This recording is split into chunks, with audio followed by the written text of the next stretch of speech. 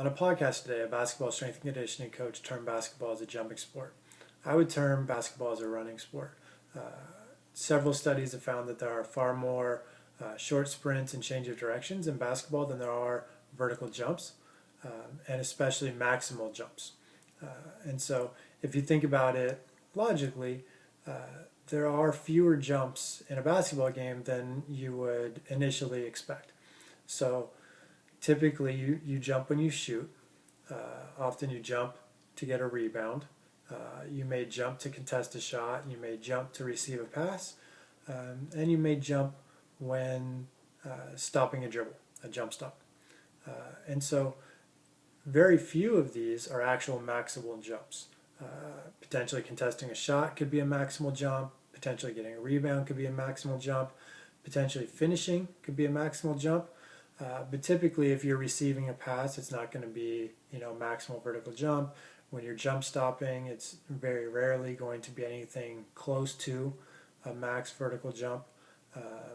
Unless potentially you're trying to, split through defense and cover ground or something like that, with, what we used to call a pro hop. So there's rare times or few instances where that maximal jump is actually used.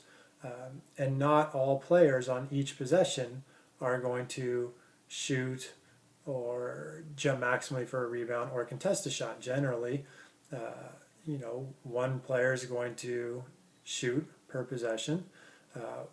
One player generally will contest that shot per possession. And maybe two or three players will jump for the rebound. And so that's less than half the players on the court on any given possession. Whereas on each possession, there's going to be some form of running to get from one end to the other. There's going to likely be some changes of direction, and there's going to be some accelerations and decelerations. And building on that, you could really consider jump stops when receiving a pass or when stopping a dribble to be more decelerations than actual jumps. So to me, there's a lot more opportunities for running, stopping, changing directions, many more accelerations and decelerations than there are vertical jumps. So if I was going to categorize, I would call basketball a running sport. And when we're training for basketball, I think that should be apparent in our training. So rather than spend all of our time trying to increase our vertical jump, which tends to be the measure by which we measure the athleticism of basketball players, and has some carryover, crossover to many different physical attributes, so it's not all incorrect. But I think that speed should be a greater priority, and certainly the ability to land from jumps and to change direction should be a greater priority.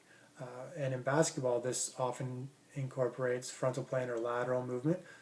So this needs to be incorporated into our training because we're rarely moving in a single plane because of the quick changes of direction and because of the nature of playing defense.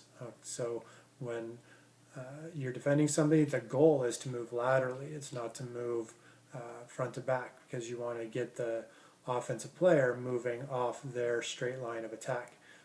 And so, again, these present different challenges and require some different training than simply training, vertical jump. And so, oftentimes we use the vertical jump as a proxy to measure overall athletic development and power development. But as I've mentioned when I spoke about my dissertation studies, the power can be specific to the movements. So we need to move beyond just testing and training for vertical power and also look at our lateral power and our horizontal power, because there have also been studies that have found that the standing long jump correlates better with performance measures in basketball than the vertical jump. And so, again, basketball is a running sport more so than a jumping sport. It is a sport of changes of direction, quick movements, quick accelerations, and quick decelerations with occasional vertical jumps. And this is what we should be looking at when we're training basketball players, when we're preparing them to perform in games, and also when we're considering what we need to do to prevent injuries to basketball players.